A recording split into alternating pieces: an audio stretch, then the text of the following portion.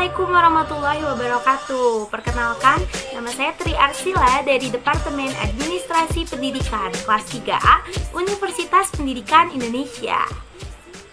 Di video kali ini, saya akan memaparkan hasil review atau resume perkuliahan pertama pada mata kuliah Filsafat Administrasi Pendidikan.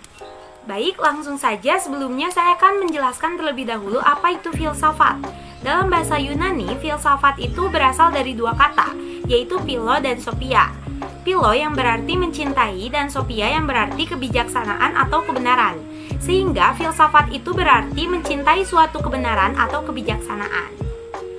Untuk definisi filsafat, seperti yang telah dijelaskan pada pertemuan sebelumnya, filsafat itu merupakan suatu ilmu yang berusaha untuk mencari kebenaran yang hakiki tentang hakikat segala sesuatu yang ada di alam semesta dengan menggunakan akal budi, yaitu perpaduan antara logika dan kehalusan rasa dalam menimbang segala sesuatu sebagai sumbernya, sehingga manusia memperoleh kebahagiaan. Filsafat merupakan ilmu. Ilmu itu merupakan suatu alat untuk menjelaskan sesuatu yang rumit agar lebih dapat dimengerti. Dan karakteristik ilmu ada 3. Yang pertama itu adanya objek studi, yang kedua rasional, dan yang ketiga sistematis. Sebagai mahasiswa, kita harus berbicara secara ilmiah, yaitu harus secara rasional, jelas apa yang diucapkan, dan tersusun secara sistematis, sehingga apa yang dibicarakan itu dapat dipahami atau dimengerti.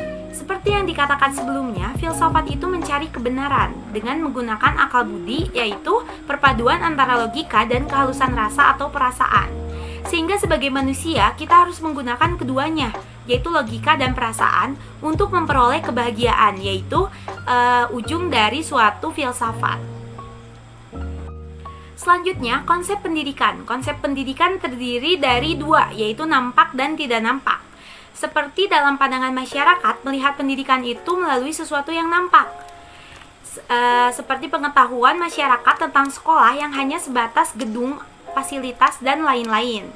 Tetapi kita sebagai mahasiswa mempunyai pandangan yang berbeda, yaitu melihat pendidikan melalui sesuatu yang tidak nampak, seperti pengelolaan dan pendidikannya, seperti kurikulum, kegiatan belajar mengajar, kepemimpinan, dan lain-lain. Sehingga hal tersebut menandakan perbedaan pandangan antara masyarakat dan mahasiswa mengenai konsep pendidikan.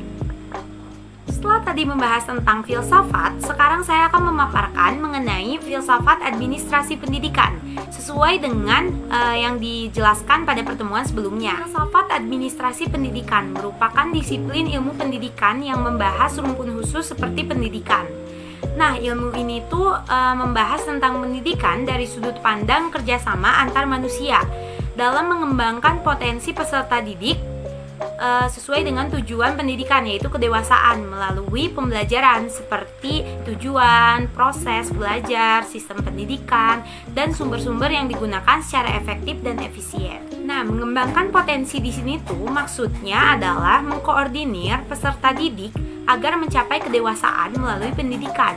Terdapat 6 potensi anak atau human potential dimension, yaitu yang pertama fisikal atau fisik, yang kedua intelektual, pengetahuan atau kecerdasan, yang ketiga psikologikal atau psikologi, yang keempat emosional atau perasaan, dan yang kelima sosial atau environmental, yaitu kehidupan bersosialisasi. Nah, dari keenam potensi anak tadi diasah melalui education atau pendidikan yang meliputi school system, yaitu baik private atau public, kemudian teaching and learning, yaitu pembelajaran, sehingga menciptakan benefit of education atau human investment yang berupa anak yang telah menjadi dewasa dan siap untuk terjun ke masyarakat. Nah, sekian resume saya dari perkuliahan pertama mata kuliah Filsafat Administrasi Pendidikan.